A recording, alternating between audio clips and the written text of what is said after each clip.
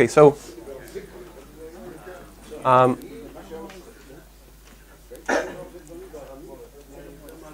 hi everyone. So first I want to thank the organizers for inviting me. It's a very exciting opportunity, and I want to thank you all for coming today. It's 10:30 a.m. for you, so just the beginning of the day, but I landed, I was in California all last week, and I landed last night. So for me it's midnight.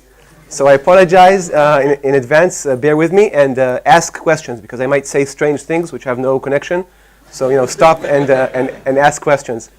So part of why I'm excited about this area, because it's kind of in this pre-paradigmatic phase, where people are not, have different views, and kind of still some of the more scientific part is missing. And so, as Morris said, you'll see that we have sometimes various different approaches and views to kind of how we see these things, and that's part of what you'll learn, I guess, in this winter school, is kind of different views. So I think it's a positive thing. So I can tell you from my experience, I've met people from very different fields, from kind of very theory to pod C to crypto to economics to practice to cryptocurrencies, and I've seen amazingly smart people in all these places, and I'm humbled by meeting these people from all different environments. I don't think that any particular domain of science or any particular subdomain of research has all the truth. I think it's kind of by combining multidisciplinary knowledge we can get something better. All right, last thing I want to say before I start is follow the money. So there are not millions but billions of dollars in this area. And so the speakers here will have their own financial incentives behind them too. So when people tell you something in this area, figure out, do these people have something or something they want to sell, or what is their incentive, right? So at least I'll be open with you. I'm part of VMware research, and so you can Google and see what VMware is doing in this space. So obviously I have incentives too, so you should be aware of them. All right, so here's what I want to do today. So I'm going to talk about blockchains and BFT. First, I'll say a little bit about how I would define a blockchain, and I'll talk about decentralized trusts, and I'll say what that means. And somehow decentralized trust is going to be all about voting and who's allowed to vote. So we'll have kind of a discussion about who's allowed to vote. And then the main theme I'll try to make is that this idea of decentralized trust is indeed related to these ideas that were studied in the academic world of Byzantine agreement and consensus. And I'll talk about that. And I'll talk about Byzantine fault tolerance as a theme, as a large theme. And in that theme, the way I see this is that there's kind of modern approaches, and this is Bitcoin's Nakamoto Consensus, and I'll focus on that. And so the way I see this is just one more protocol in this area. So I don't see this as, it's very different and it's revolutionary, but there are many revolutions in this area. And I'll try to just portray this great piece of work as part of a larger and broader field. And I'll talk about traditional protocols, and also talk about hybrids that kind of combine the best of both worlds. If I have time, I'll talk about things beyond BFT, maybe incentives in economics. All right, so what is a blockchain? So how would you define a blockchain? So here's kind of one early approach. This is Stuart Haber and Scott Sorrenta from 1991. How to timestamp a digital document, Journal of Cryptography. Here's Stuart last year. And this is a beautiful paper. I recommend to you to read it. It's there are no theorems there either, and it was accepted in 1991. So it was kind of a time where they had nice ideas. And basically what they said is that they had this timestamping server, and every time you submitted a document, what they would do is kind of take all the previous documents, take this new document, and put a hash link from this new document and the link to everything else, and create kind of a chain of hashes, and this time server would sign this and send that to you. And what they would do is they would also publish this chain hash in the New York Times. And what you're seeing here is a lost and found section on the New York Times. It's published every week.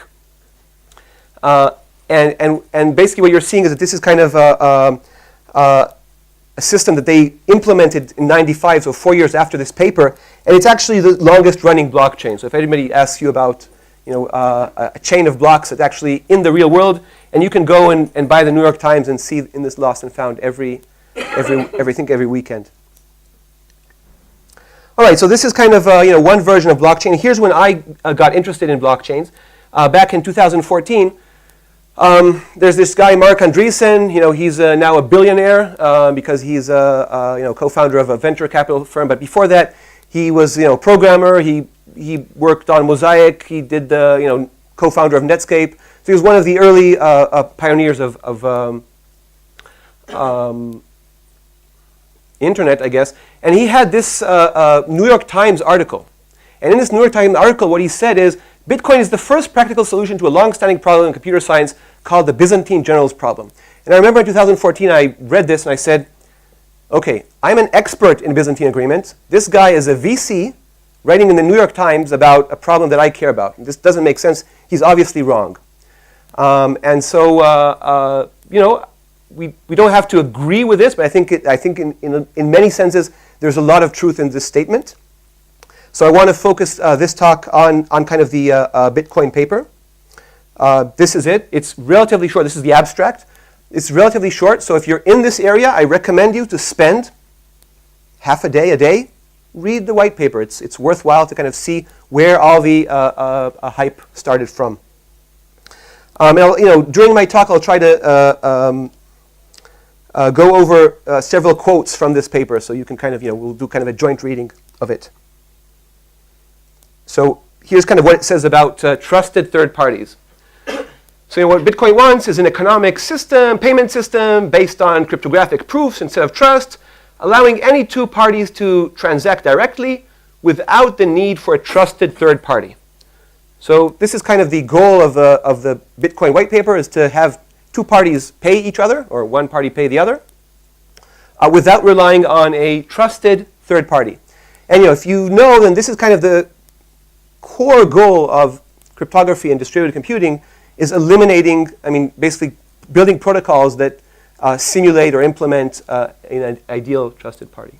So this is Nakamoto in 09. Nobody knows who that is, but Nick Szabo has a very influential blog post called "Trusted Third Parties Are Security Holes." So he said this before he wrote the Bitcoin paper, and after. There's also kind of a very long interview with him. What did you say? Before he wrote, yeah. So at least if you, yeah, he's trolling me. If you look online, there are people who analyzed all the usual suspects and did kind of a machine learning approach of seeing what type of language they used and how this paper is used. And I think this guy, Nick Szabo, had the highest probability of being similar in terms of kind of word analysis. Right? So it's very hard to actually write something without knowing it's you, because you have a particular use of words. So you can go and Google, and there's a big debate about who built the system. I think who wrote the paper, who knows. But anyway, he wrote about trusted third parties before and after he wrote it in the white paper. And really, the important thing is not that. The important thing is this is actually a very nice blog post. You should read it. You should also read the interview. There's like an hour-long interview that's also called the same name. And really, this idea of removing trusted third parties or minimizing trust is core to this type of revolution. And that's why kind of when I ask myself, what is a blockchain, then kind of there's the literal notion, which is the Scott Sorrenta and Stuart Haber approach, which is just it's a block of chains where every block contains a hash, cryptographic hash of the previous block. This is kind of the literal notion. But really, to me, kind of the Bitcoin revolution, which is the white paper and its deployment, really talks about the idea that what you get from Bitcoin is this blockchain. What the blockchain provides you is a decentralized trust infrastructure. So in a sense, what it's doing is it's removing a trusted third party. It's decentralizing. So it's giving you an infrastructure to move from a centralized trust to a decentralized one. And to me, this is kind of the core new thing or focus of Bitcoin. And this is, I think, nearly a quote from the paper. So the ability of Bitcoin to avoid double spend and to be consistent, and immutable, and secure as long as 51% of the miners are not compromised. So Bitcoin has some sort of property that says we want to get some properties of avoiding double spend and being immutable. And there is kind of an adversary assumption. The adversary assumption is that the adversary controls less than 51%. And I'll be more specific a little bit later. But what I want to say is that this kind of statement is very similar to statements that we have in general computer science, and this is really solving the problem of consensus and Byzantine fault tolerance. And this is a problem that has been studied from the 80s, and in particular, what I want to focus is on kind of the Bitcoin consensus protocol, which I'll call Nakamoto Consensus, because I've seen other people call it this name, and it seems like the right name to give this protocol.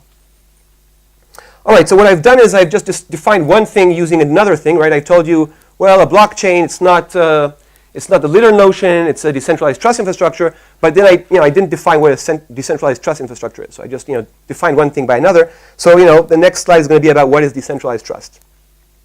All right, so how do we define decentralized trust? So that's a little challenging. There are a lot of notions of what does it mean to actually be decentralized. But here's easy things. So easy things are, I can tell you what is centralized trust. So centralized trust is actually pretty easy because that's when there's actually one authority that makes decision. Right? So this is when you have monopoly power, or when you have one person that can centralize all the decisions. This is your one trusted party. So really kind of your goal in decentralized trust is to try to go as far as you can from having this type of notion. And so, a very abstract idea here is that you want to have a group make a decision instead of having one person have monopoly power over this decision. And so anytime you want to have a group, then really what do you want from this group? Well, you want this kind of property that, if you have a small subgroup that wants to kind of destroy the system or make bad decisions, then this will not succeed. That's kind of, intuitively the goal. And this is not kind of just a computer science notion. This is kind of obviously the dimension between dictatorship and democracy, and in the economic sense between monopoly and perfect competition. So this idea of kind of centralized versus decentralized, I think, is core to humanity. And what I think is really cool is that you can actually mention this in kind of computer science notions, which is really nice. And what is it good for? So I think Morris also mentioned this. So it's good for money, for sending assets around. Supply chain, anytime you want to make a decision, that's really what you want to use, kind of a way of saying, I don't want to centralize this on one place, but decentralize it.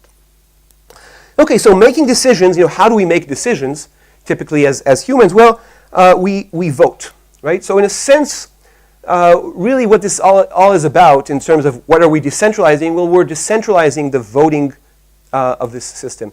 And that brings me to the next really important question, which is who is allowed to vote? So I gave this talk in Paris. So in France, I think there was kind of two specific times when they decided that all males should vote, and then a little bit later, in 1944, they even decided that adult women should be allowed to vote. So it's not clear who's allowed to vote. Even in most countries today, only citizens are allowed to vote, right? So if you're kind of if you lived here but you don't have a specific type of document, then you're not allowed to vote. So it's not clear. Who is or who isn't allowed to vote. There's a lot of debate about that. And really what I want to say is that choosing who is allowed to vote is extremely important because it tells you how power is distributed. Right? The only way you have power to make decisions is by voting, and if I decide how you vote or who has power to vote, that makes a big difference. And so in computer science, the way we do this is we kind of want to say, well, we want to restrict the adversary from being able to have too many votes. Because, well, if the adversary has too many votes, then we're kind of lost in this sense. And so in Bitcoin, typically the assumption is that we're talking about the ability to do mining, and we're saying that the adversary controls less than 51% of the mining power. And here's a quote from the paper itself. This is the Bitcoin paper. The system is secure as long as honest nodes collectively control more CPU power than any cooperating group of attacker nodes. This is very clear. The authors of this paper were very clear about saying, well, there is kind of a security assumption, and the assumption depends on some sort of voting mechanism. This voting mechanism is about CPU, and if the honest people have more than half of the CPU, this is secure. If not, it's not. Yes? Can I wake you up with a question? Sure. You said dictatorship versus democracy, but this is really plutocracy because CPU power means... I have plutocracy is going to be the next in 2 slides. The word plutocracy. So but great. You're completely correct. Okay. So yeah, so who is allowed to vote? And if the adversary controls all the voting power, then we're kind of doomed, right? So we want to say, basically, in any reasonable model in computer science, we want to say that the adversary is limited.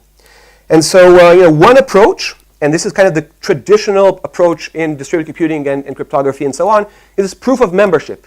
One member gets one vote, right? There's n nodes, and every node has some vote, and the adversary controls less than a third of the nodes. This is kind of the standard notion, so I'll call this just proof of membership, right? Because you have to be a member of this n. There's a specific number n of players, and you have to kind of prove that you're one of these n players. This is one member, one vote. And this is kind of what's called the traditional permission model. And then typically what we do is we assume the adversary controls some fraction, 1/2, 1/3. And so the idea here is from the one of the big breakthroughs in the Bitcoin paper is this idea of using proof of work to decide who is allowed to vote in a consensus protocol. To me, that's kind of one of the big new distinctions. And one CPU, one vote. This is actually a quote from the Bitcoin paper. So this idea of one CPU, one vote. It's kind of quote from there. Go look it up. But really, this is what it says. It says anytime you have a CPU, you get a vote. You can say it makes sense or not, but technically, this is what it gives you. And so the idea here again is that we assume there is some amount of computational power. Or at least I'll give you kind of one simple model here. There is some amount of computational power, and the adversary controls less than a half of this model. Right? So this sentence here is actually the sentence I showed a slide ago is slightly more subtle, but here let's do a simple model where we're saying there is some amount of computational resource, and the adversary controls less than a half of that. And this is sometimes called the permissionless model. But in what sense is permissionless? The assumption did not change. So the fact that anybody can join doesn't change the assumption we have on the adversary versus the honest people. Okay, so the assumption does not change. If the adversary controls more than a half, then we lose the security properties. And so, yeah, proof of work is essentially one CPU, one vote schemes. So there are other options that are coming here, and kind of the next version is proof of stake. Maybe you've heard of that. That's proof that you have a T-bone or something like that. But it actually means that you have one coin, you get one vote. Okay, so instead of saying that you're a member, you get a vote, or it says you have a CPU, you get a vote, you just say you have one coin, you have one vote. And this allows kind of nice things, because if you have some money, then not only do you have voting power, but you also have something to lose. So we might be able to take that coin away from you. And yes? Don't we go into circular argument here? Because I have one coin according to the blockchain, which we maintain by proof of stake, where the power is distributed according to who has how many coins. There's no okay. So that's related to this question. It's a great one, and I'll talk about it in the next slide. But yes, you're circularity in what sense? In the sense that at the end of the day, plutocracy is the word here. If I have money, I can buy CPU. If I have money, I can buy coins. I mean, so it's not circular. Buying CPU is external, kind of its energy, which is external to the system, but coins are something which is internal to the system. Well, yeah, but presumably there's some external way to get these coins. So I didn't say how. So, yeah. But you're perfectly right. I guess what I want to say is all these systems have to have some assumption on who's allowed to vote. And all these systems have to have some assumption about what is the power of the adversary.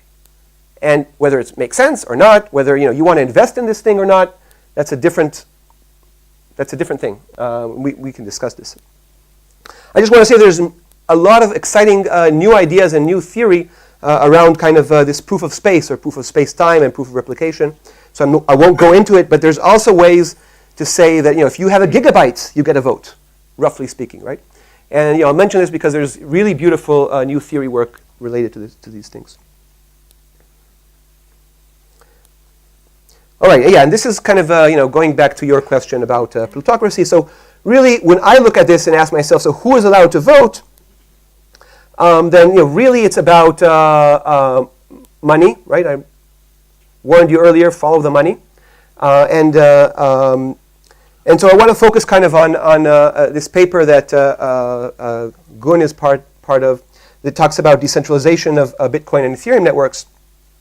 And really, you say, well, this is decentralized, and anybody can just open their laptop and become a miner in Bitcoin. And so, like billions of people are going to become a decentralized network of maintaining this, large-scale decentralized trust. It turns out that there are very, very few, and here I'm trying to be optimistic, less than 15. Less than 5 is the right word, but less than 15, just so you feel good with yourselves. But essentially, less than 5. And actually, it's not only that, but your laptop cannot do these hash functions. You actually have to have like special ASIC implementations. So this is there's very few ASIC providers. When I say very few, is 2 that may be the right number. And then again, you have monopoly power. These are people who build these machines that do these proof of works, and if you don't have them, you can't do it in a reasonable scale. And if you do, then they'll sell you the last quarter's version and keep the newest one for themselves. And so, the main thesis of their paper is that proof of work causes centralization. So, decentralized by nature, but the proof of work itself forces centralization. And you prefer geographies where there is cheap electricity. You prefer regimes that tax you in a way that's better for you. So it actually, it's not clear that we want to decentralize the world by giving more voting power to people that are closer to cheap energy. That doesn't sound like a great why. Why should people that live near cheap energy get more voting power? But this is what Bitcoin is doing, right? It's basically giving voting power to particular types of taxing regimes and so on. And obviously it's wasteful. There are all these papers about Bitcoin using the power of energy of Denmark or Iceland or some city or whatever, so huge amounts. So the main thing is this macroeconomic thesis that I want to put out is that essentially all these schemes are about economic power. So economic power buys you votes. And to me, one of the big open questions in this area is how do you avoid monopolies? How do you prevent bribery? How do you basically prevent this idea of a rich get richer effect and avoid a plutocracy? All right, so this is enough I have to say about voting. And what I want to say in addition to that is that voting is not related to the protocol itself that you're using to run consensus. So here's an example of protocols. And so you're seeing that Bitcoin is using proof of work, and it's using some consensus protocol that we'll call Nakamoto Consensus. And there's this other system, let's say it's called Cardano. It's also, it's using proof of stake. This is a mistake here. This is using proof of stake, not proof of work. But it's using the same voting protocol. So I guess the whole point here was to show you that there's a different voting scheme, but it's the same protocol. And so here you're seeing it in a different way. You're seeing that the voting protocol is the same. This is PBFT, and these are 3 variants of PBFT. But here there's a proof of membership, and here there's different versions of proof of stake. So this way, my point is there is a separation between what decides who gets to vote, and what do we do with this vote? What algorithm do we use to decide, now that we have votes, what's the decision? All right, so I guess my point is that now we're going to focus on what is the protocol after we decided, after we discussed a little bit about what are the voting. And so, we said it's a voting protocol, so I want to more formally define what it means to say that it's what problem we're trying to solve. So, as Morris said, players have some initial input, and I'm going to assume that it's authenticated. So these inputs are signed. And at the end, we have to reach a decision. So the protocol has to make some decision, and so this is the termination property. And what we really want is that if we ask what's the decision, then everybody agrees on this decision, right? So if I make a decision, let's say, to sell my house to Morris and to Gun, then everybody agrees that I sold it to one and the other, but I couldn't double spend it, and some people think it's here and some people think it's there. So this is the safety property. In violation of that is called double spend. So the cryptocurrency people like to think about the double spend, and in the more in the theory literature, it's typically called safety properties. And this is actually really easy to do, right? So can you build a system that always gives you safety?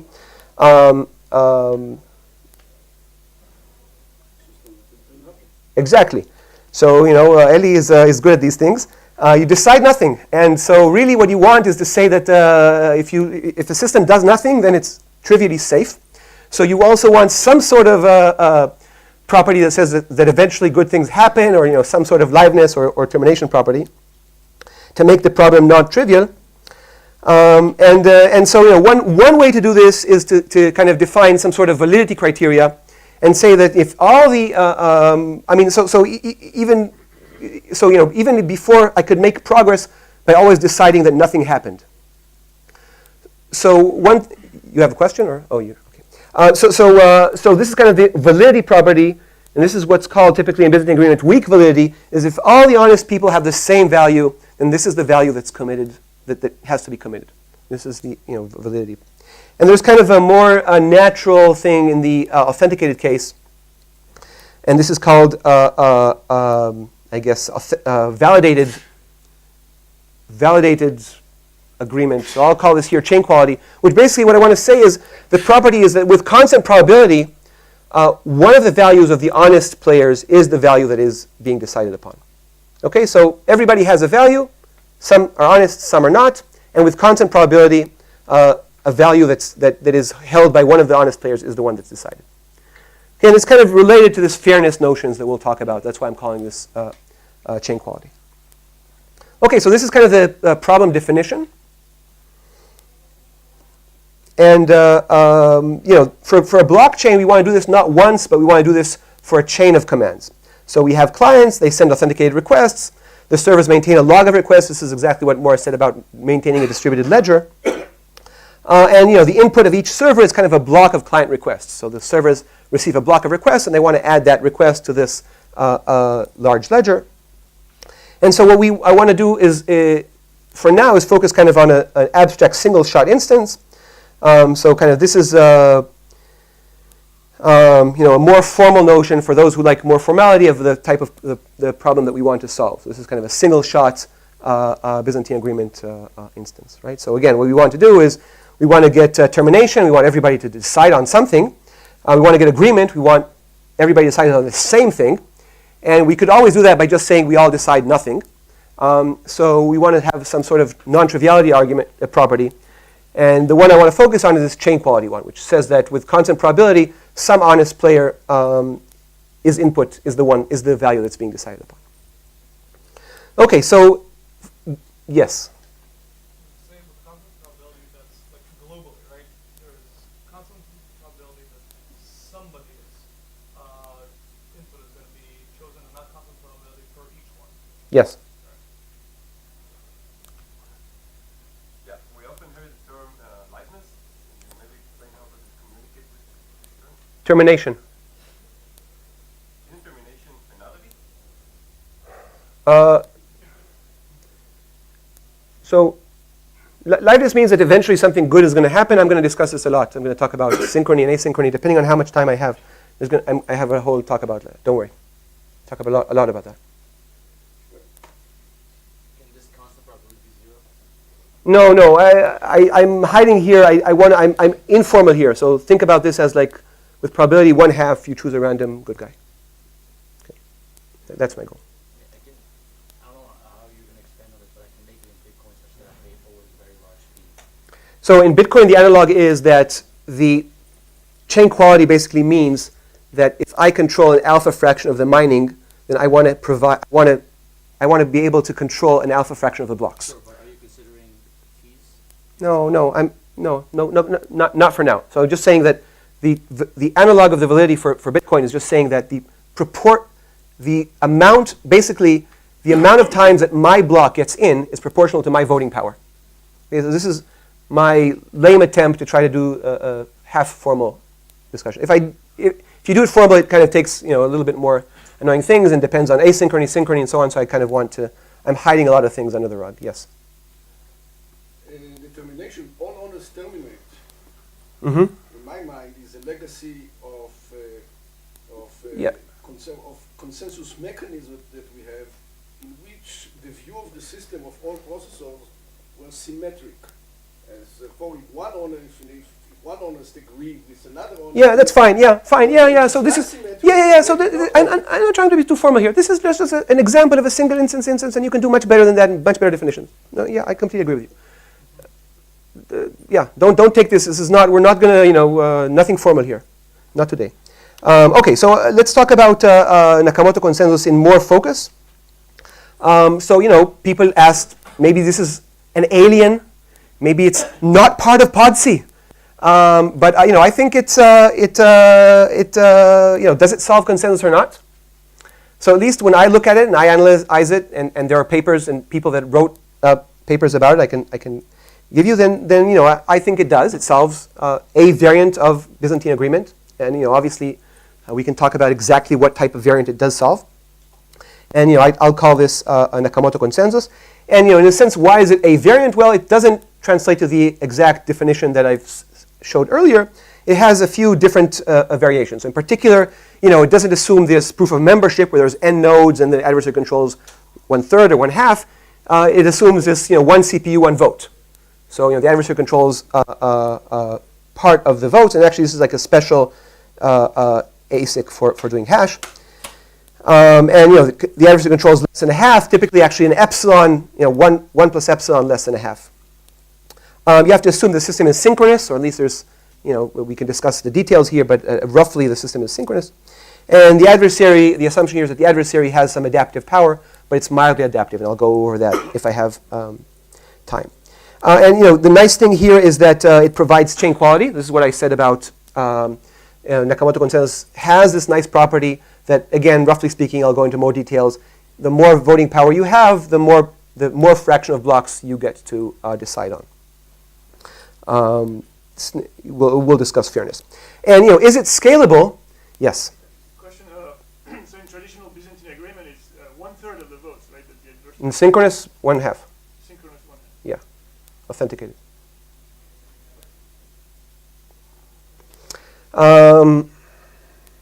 Okay, is it scalable? And here's kind of what really struck me. So as kind of a researcher that's been working in this field for many years, and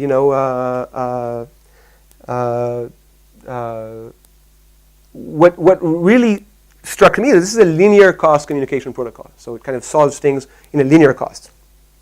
And so I said to myself, wow, this is amazing, because protocols I know spend more than a linear number of messages. And so we'll talk about kind of this linearity a lot, hopefully, depending on how much time I have. There are kind of other challenges. So that's the good thing about it.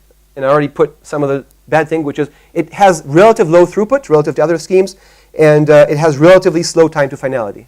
Eli. You see, going farther a little bit, you presented the consensus as a task, which means that when I output and it's final. Yeah, there's finality, Don't worry. Yeah, I'll get to it. Don't worry, Eli. I'll get to it. Don't worry. There's no finality in the world, right? There is some high probability events that we trust in. But yeah, don't worry. Don't worry. Don't worry. Obviously, determination is going to have high probability bounds. So the way Eli wants to say that there is kind of always a probability that's smaller than the square of the number of atoms in the universe that something bad will happen. And the way I see this is that after, let's say, 3 hours, it's committed. So you can decide which view to take. But for me, high probability events mean that this is committed. But yes, formally, mathematically, it's a high probability event. Yes? Do you assume that the amount of CPUs is finite here, or like it's set? Yes, there's a fixed. So in this kind of extreme, like in this very simple version, there's like 100 CPUs. I mean, but honestly, in any theoretical model, you have to assume some number. And Bitcoin cannot do anything. There's no magic. If the adversary controls more than a half of the current CPUs, you lose. Yeah, but the thing is, it can be 100% of new CPUs that come in. Yeah, so now there's this sleeping model where some of the CPU is sleeping, some of it awake. It doesn't matter. At the end of the day, either the adversary controls more than a half or less. If you think about some of us are not working and are working, okay, but at the end of the day, look, the real world, there's 5 mining pools that are doing this thing. So, nobody's sleeping. You can't do it with your laptop. But so that's why I'm looking at this from a more theoretical perspective. But in the real world, there's very few groups that have these ASICs that are close to cheap power. So by synchronous, do you mean that everybody is connected to everybody? Or a synchronous model means that for every two, there's some delay delta, and every message arrives between 0 and delta, and the adversary controls what this value is. But it doesn't mean that things happen in lockstep. No, not lockstep. So I'm assuming I'll talk about it more depending on the time I have, but the simple version of synchrony is that there is some bound delta. Let's say delta is 2 minutes. Basically, the assumption is that any message you send on the internet will either arrive in 2 minutes or it's lost. And it's a pretty reasonable assumption on the internet today.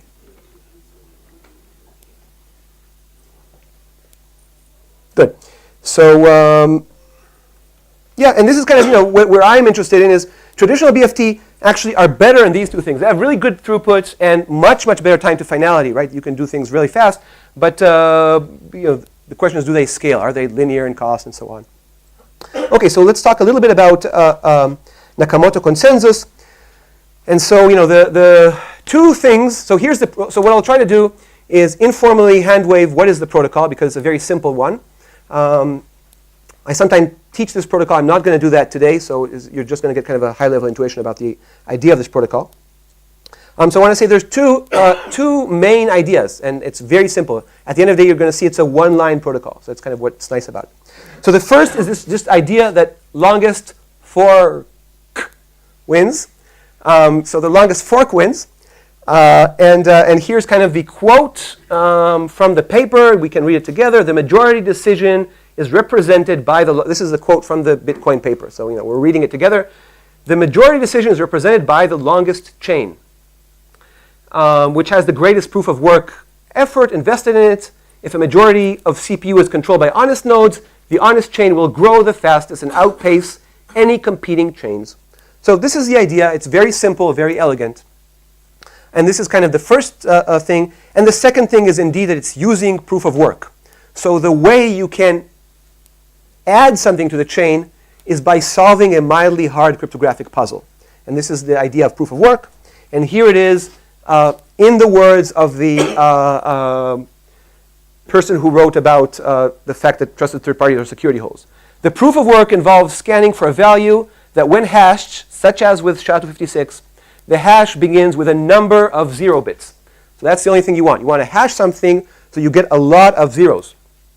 And the average work required is exponential in the number of 0 bits required and can be verified by executing a single hash.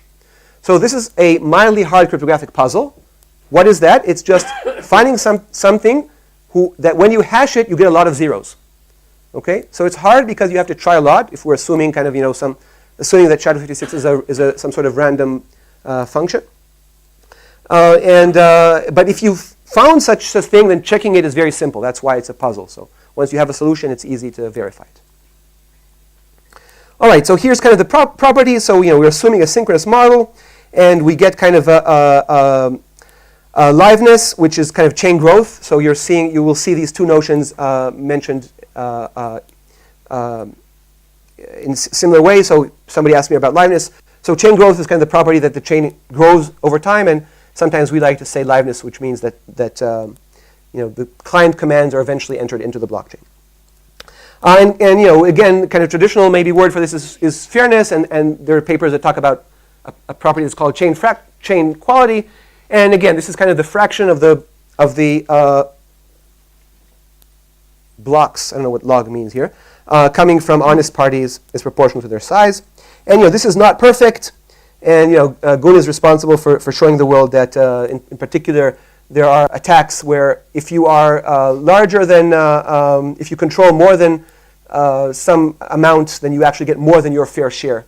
And Aviv has also kind of contributed to finding the best type of attacks on the system. So building systems that have good and correct fairness and chain quality is still a nice open question to look at. And finally, we'll talk about safety or consistency, which is kind of the way to prevent double spend. Okay, so here is a concrete one-slide version of what is Nakamoto Consensus, or simplified by a lot.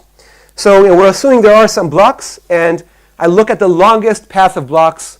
So the longest path from some genesis block, let's call A1 the genesis block, and let's assume that the longest path that I have in the blocks that I know about is this A1 to AK, and so we'll let H be just the hash of this last block. Okay, and I'm party I, and I want to commit a block, and so this is what my block is going to contain. It's going to contain this hash h. H is just the hash of the node I want to link to. This is my new block. And I want to add transactions. So O are my transactions. And I put my public key. And so there's just one more thing, which is this nonce. So again, there's 4 things here. H is just saying that this block is going to link to AK, to the previous block. That's just a link. IPub is just, I put my public key here so that people know it's me, that maybe if you want to pay me later, you can pay me. O are the transactions. So these are the 3 simple things. And then the last thing is this nonce. And so what is this nonce? This is just the idea of proof of work. And really what it is you want to find some value here, such that if you take all the parameters here and you hash them together, you get a small number. Small meaning there's a lot of zeros. Okay? And that's it. So that is the whole protocol. The protocol says, look at the longest path, choose the transactions, put your public key in, and find this nonce by repeatedly doing this hash until you find something that's small enough. Okay, so that's one of the beauties and elegance of this protocol is you can write it down in essentially one line. And I'm cheating here a little bit, but for all moral purposes, this is a good evaluation of Nakamoto Consensus. so this parameter h is kind of needs some sort of tuning. So that kind of requires some work here. So if it's too small, then nobody manages to do this. It's very hard. Maybe it takes 10 minutes to find something, and so that means that the pace that the system increments is actually very, very slow, right? Only every 10 minutes we get something new. So that's kind of one problem if you need to find too many zeros. And if you need to find too few zeros, then the problem is that you have too many people solving this thing at once, and then you have contention, and then it's not clear what will happen because it's not obvious what is the longest chain. So we have to kind of wait and see. Maybe we have more ties, so we have to kind of figure out what that happens. And so what I told you is what is the protocol, but what I'm obviously missing here is how do you say that a block is committed? And so the way I'm going to just describe it here is I'm going to say that a block is committed if it's on the longest chain and it's buried by, let's say, 6 blocks deep. Okay, so I look at the longest chain, I remove the last 6 blocks, and everything that's not there is committed. Okay, so that's the protocol. It looks very simple. And the analysis is not that easy. Yes? So how exactly, since this H difficulty is adjusted Mm-hmm. in practice every once in a while, how do you know, how do you decide if there's a longer chain actually, but that has a lesser difficulty? How do you decide between, do you understand what I'm saying? Yeah, I see. I'll ignore that for now and just say, just look at the number of blocks. You can start thinking about changing difficulty and summing difficulties. Aviv is an expert here on doing very smart things about it. I want to focus on a very simple thing, which is good enough for us. We're not going to move the difficulty rate. There's just a fixed amount of CPU. If you want to discuss a dynamic thing, then yeah, there's more things to do. But not a lot more. So instead of saying it's the longest chain, it's the heaviest worked chain. Okay. Yes?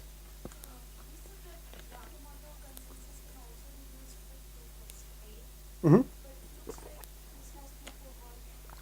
You're absolutely right. So you have to work a little bit hard on that.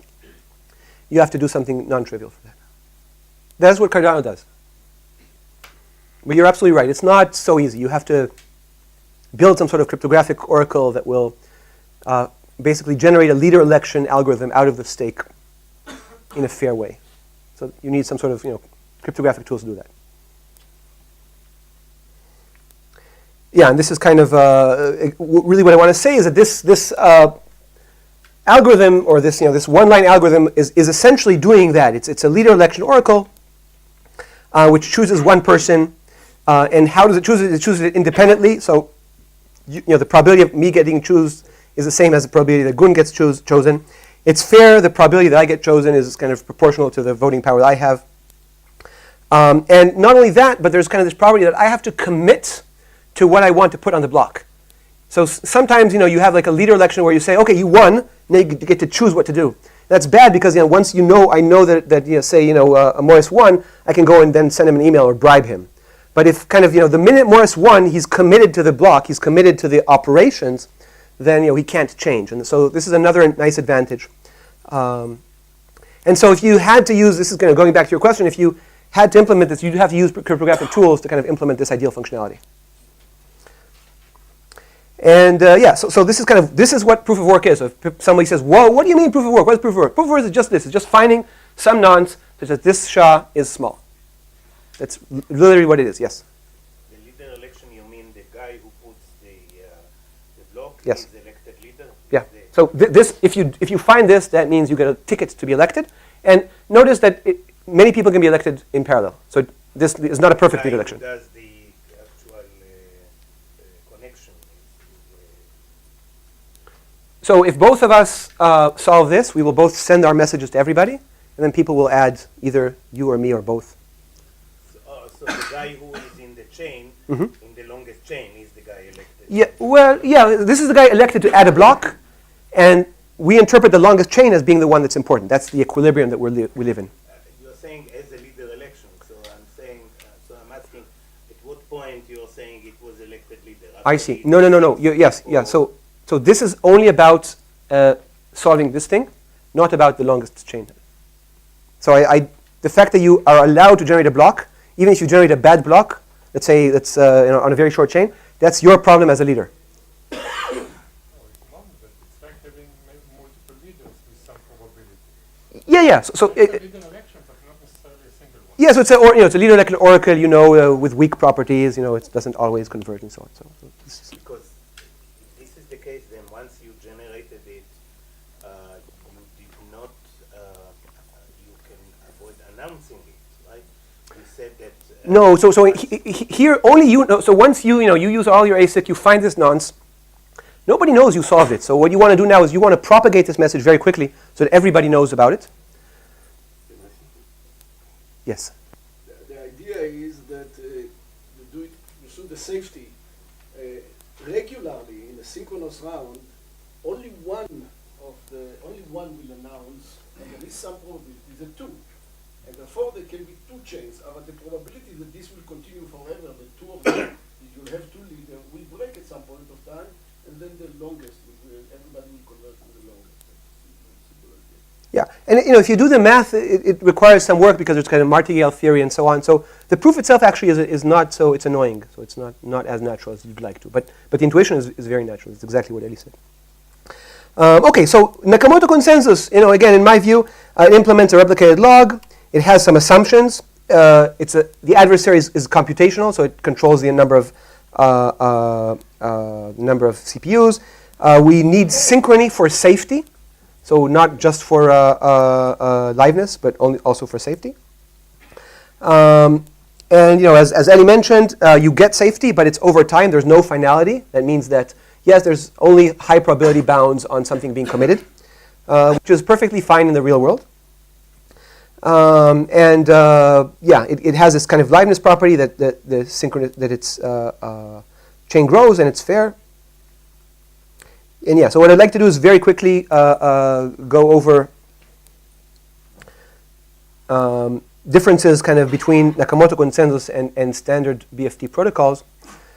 So as Eli mentioned, kind of in Nakamoto Consensus, there's no real true final finality. Yes. Go back a second on the Yeah, so you have to have some bound on the time delay between all messages, because if there's an unbounded amount of time, then what I will do is I will use my slow CPU to gain huge advantages. So how much for example? There are papers that do kind of a very tight analysis and compare the time of propagation to the time of that. So I didn't present it here, but I'll say that reasonable times, like any message in the internet arrives in a minute, is a pretty good approximation.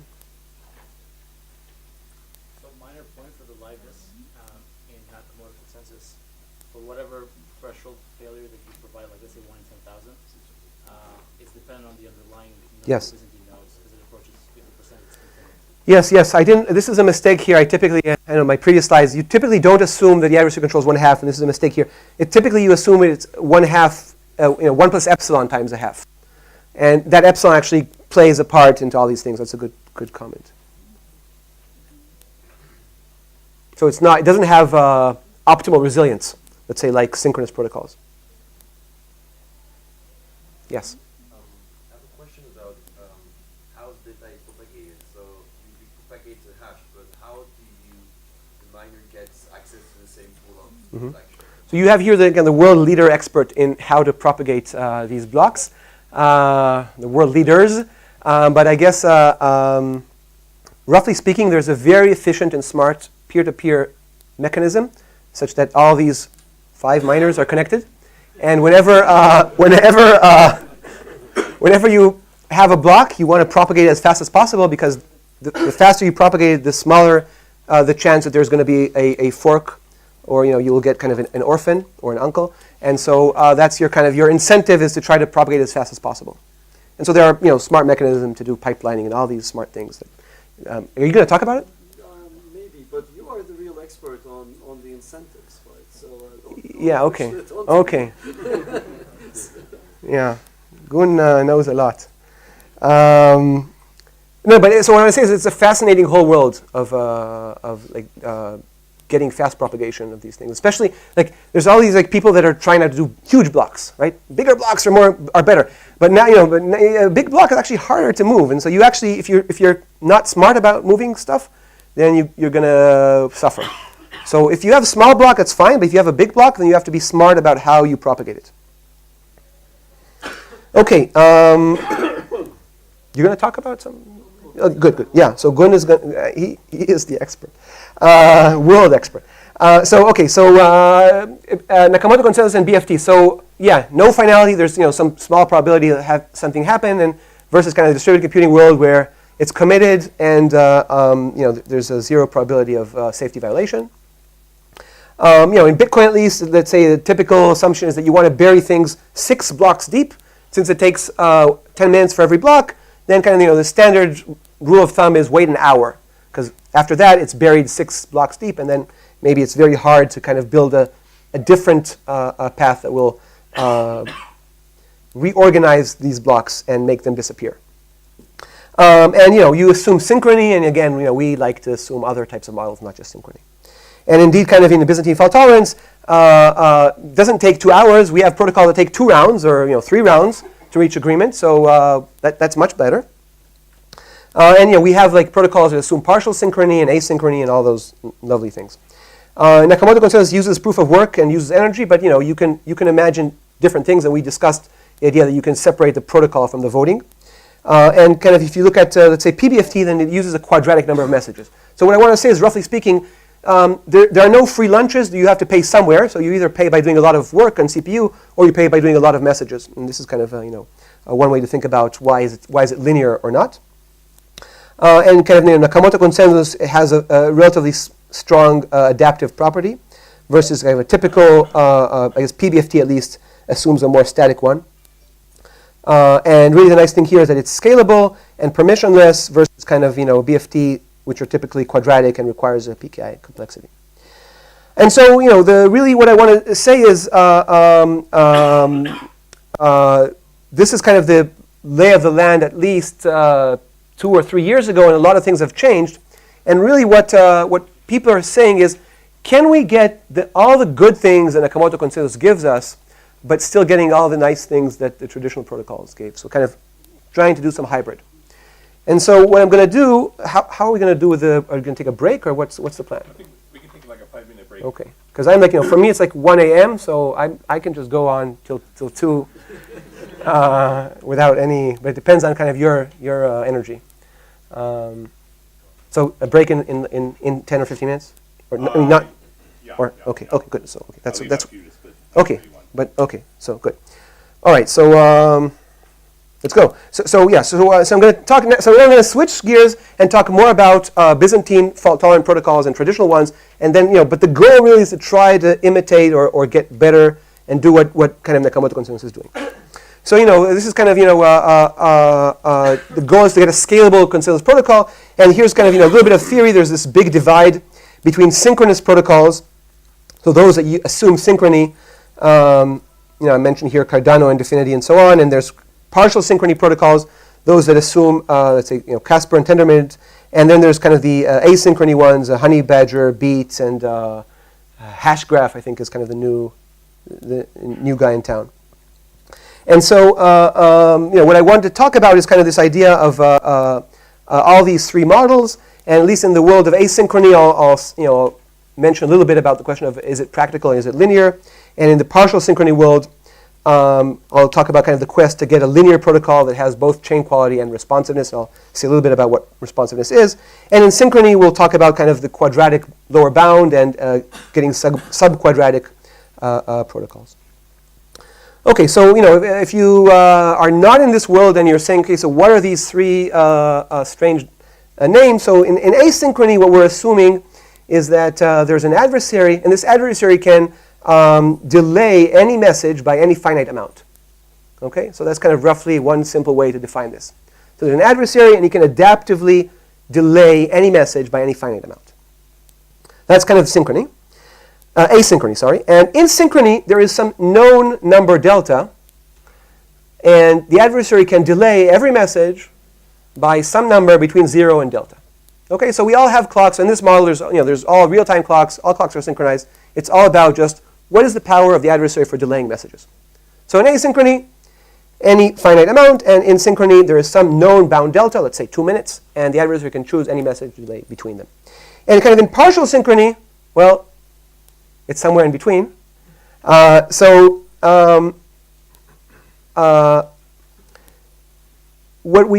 way to define this is to say that there is some initial phase. And in this initial phase, the adversary can delay messages by any finite amount. And then there is some unknown point in time. And this unknown point in time, we'll call it GST, global stabilization time. And from this global stabilization time and onwards, there is some known value delta, such that from this unknown point in time, GST, now messages are bounded by delta. Okay, so what does partial synchrony say? It says there is some point in time, which I don't know when it will happen, which before that time everything is asynchronous, and from this point onwards is synchronous. Again, this is a very simple definition. There are much more refined ones, but this is just so that if you haven't ever seen this, you get to think a little bit about what this notion means.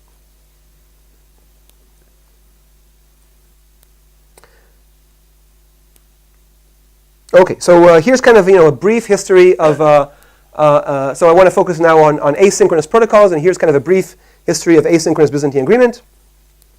So kind of the first definitions come from Leslie Lamport, and there's I guess indications that even in the 70s there were people thinking about this problem but didn't write I guess papers about this.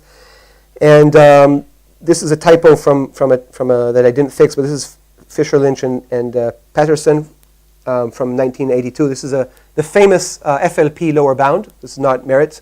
There's a different beautiful paper by Fisher Lynch and Merritt. But this is the one with Patterson, which basically says that if you have an asynchronous model and you have a protocol that's always safe, never violates safety, it must have some infinite execution. Okay? So people tend to kind of confuse and say, this is a lower bound that says that consensus is impossible. So it's not impossible. All it says is exactly what's written here, is if you do not violate safety, you must have an infinite execution in an asynchronous model. Okay, and indeed it's true that this is true even if you have an adversary that can only crash just one node. And people said, well, okay, now this makes the whole problem impossible because some people prefer not to use randomness or to look at high probability events. But actually, if you use randomness, then you can get very good bounds. So in particular, starting from work of Mickey, you can kind of force the infinite executions to have zero measure. Okay, so basically, yeah, there are infinite executions, but in terms of probability, they have a measure of zero. And there's a long range of works, but one of the strong works here is this work by Feldman and Mikali from 1988, which basically says that you can get basically everything. So you can get an asynchronous Byzantine agreement protocol that gives you optimal resilience. So n equals 3f plus 1. You cannot solve this problem for 3f plus 1, 3f.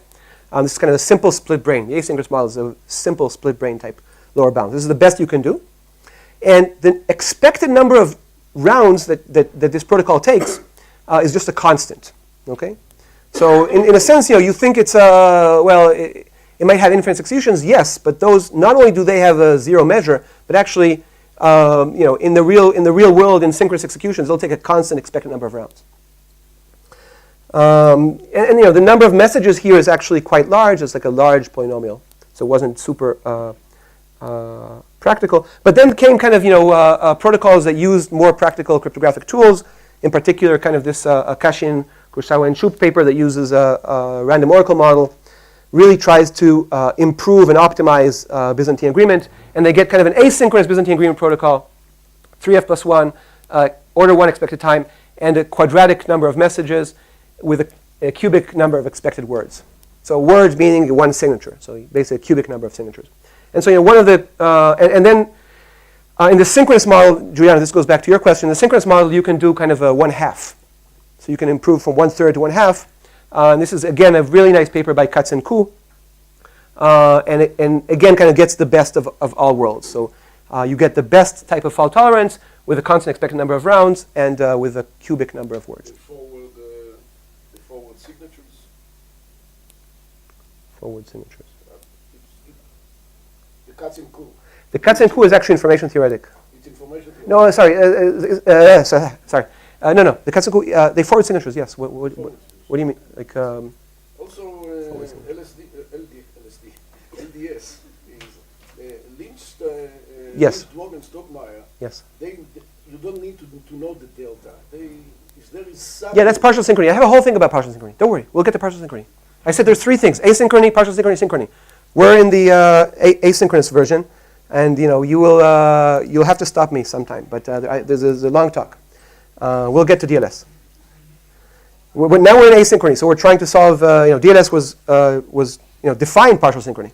Can you explain again what the words are? So just saying, not bits, but words is the number of signatures. So if you were really pedantic, then you would say this is actually times the security parameter times the signature. So here I'm hiding the fact that there are some hidden signatures, and signatures depend on the security parameter. Security parameter depends on your computational assumptions and what's the high probability bounds that you want to get. Does that make sense?